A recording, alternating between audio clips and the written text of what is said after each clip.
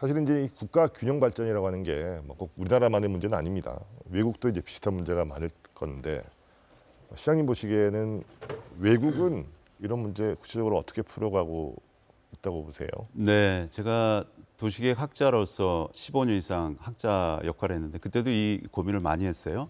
40년 전에 우리나라 수도권 정비계획법을 벤치마킹한 나라가 영국과 프랑스와 일본이었습니다. 네. 그 나라도 역시 수도권 문제를 방치하지 않고 균형 발전을 위해서 여러 가지 노력을 한 것을 그대로 제도를 갖고 왔는데요. 네네. 뭘까요? 네. 자, 영국과 프랑스, 일본의 예를 한번 보겠습니다. 45년 영국에서 이제 규제가 시작됐고요. 네네. 프랑스는 55년, 일본은 96년도부터 시작됐습니다. 그런데 40년이 지난 뒤에 영국과 프랑스가 82년, 85년에 폐지를 했습니다. 규제를 풀었네요. 규제를 아예 풀었습니다. 일본도 90년대부터 논의를 시작하다가 2002년도에 폐지를 했습니다. 왜 폐지를 했을까? 크게 보면 국가 경쟁력이 점점점 저하된다고 생각했기 때문입니다. 네. 특히 프랑스 같은 경우는 출산율도 너무 급격히 떨어지네. 출산율이 이유가 있는 겁니다. 일자리와 학업을 위해서 몰렸던 청년들이 더 이상 더 양질의 일자리, 주택을 공급받지 못하니까 결혼이 늦어지고 출산율도 저하되는 것을 세 나라가 다 겪었습니다.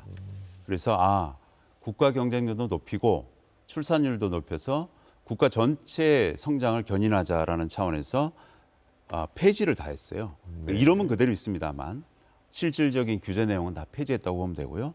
그 결과 유의미한 출산율도 굉장히 높아졌습니다. 그렇네요. 네. 그래서 이 문제를 우리나라도 진지하게 출산율에서 우리가 지난 17년 동안 저출산 고령화 위원회에서 발표한 내용인데요. 무려 200조 이상을 우리나라가 재정을 쏟았는데도 지금 0.7명으로 굉장히 낮아졌지 않습니까? 네네. 그러니까 여러 가지 노력을 지금 해야 됩니다만 근본적인 문제가 뭘지를 따져봐야 됩니다. 출산율은 사실 크게 세 가지 이유 때문에 떨어지는 겁니다. 하나는 나이 미래 양질의 일자리가 있느냐, 그리고 내가 거주할 거주 공간이 품질적으로 안정한가, 네. 그리고 양육하는 환경이 보장되어 있느냐. 그러니까 일자리와 주거와 양육 환경 이 세 가지인데 이 수도권의 규제가 이 두 가지 문제가 양육은 별도의 문제지만 그러니까 결국은 일자리가 자꾸 떠나기 때문에 네. 일자리가 없어지기 때문에 나의 미래가 불투명하니까 점점 움츠려드는 겁니다. 주거도 지금 불안정하고 이 두 가지는 이 수도권의 규제를 너무 강하게 하기 때문에 외국도 이미 그런 선진 사례도 있고요. 지금 이참에서 우리가 따져봐야 될 문제가 아닌가 생각합니다. 그렇군요. 자, 시장님 말씀을 잠깐 이제 중간에 좀 소 결론을 내리면 결국은 이 수도권 정비 계획법 이게 이 수도권 과밀화도 억제하지 못하고 또 경쟁력도 그렇게 국가 경쟁력도 높이지 못하는 이런 결과를 만들어냈다. 뭐 이렇게 볼 수가 있는데 그 가장 중심에는 이제 일자리, 네, 그다음에 출생과 관련이 돼 있다. 이렇게 맞습니다. 정리해 볼 수가 있겠습니다. 자, 그런데 이게 이제 수도권 도시들이 이 수도권의 규제를 좀 풀어달라 이런 얘기를 하면 또 반발이 거세지 않습니까? 특히 이게 이제 그 지방 도시들 굉장히 강하게 반발을 하고 있습니다. 왜냐하면 이제 아무래도 비수도권 같은 경우는 수도권으로 가뜩이나 이 인구 또 이렇게 몰려가는 상황에서 수도권 규제를 조금이라도 풀면 그 비수도권의 인구 공동화가 더 가속화되는 거 아니냐 이런 반발도 크거든요. 시장님은 여기에 대해서는 어떤 견해를 갖고 계십니까? 국가가 이 문제를 심각하게 고민했기 때문에 균형발전 특별법도 만들어서 재정도 어마어마하게 지금 넣고 있고 지금도 계속적으로 정책을 만들어가고 있어요. 그런데 이제 수도권 나름대로의 또 여러 가지 역차별 문제나 경쟁력 문제, 국가 경쟁력 문제를 그동안 번번이 지적은 해왔습니다. 또 외국의 사례도 들었고요. 10여 년 전에 제가 기억으로 규제 완화에 대한 논의가 굉장히 활발했습니다만 또 역시 지방에서의 반발, 네. 무조건 반발하는 겁니다. 안 된다. 근데 이게 좀 쉽게 또 공감대를 형성할 수 있는 충분한 논의가 없었어요. 그냥 제안하면 무조건 반대하고 그래서 번번이 실패했습니다. 아마 지방에 이 번번이 반대하는 분들도 수도권 규제 정책의 실효성이 없다는 걸 알고 있습니다만 반대를 통해서 더 많은 것을 얻으려고 할 수도 있습니다만 그런 거를 국가가 섬세하게 찾아야 됩니다.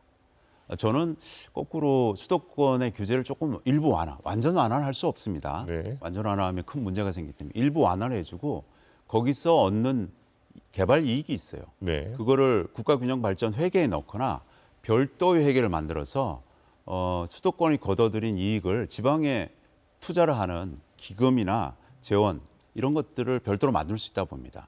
그러니까 무조건 반대할 게 아니라 조금 억제인 국가 경쟁력을 조금 견인할 수 있는 정도로 완화시켜주고 거기서 생산되는 그 이익을 지방에 공유하는 것이 가장 바람직한 모델이 아닐까.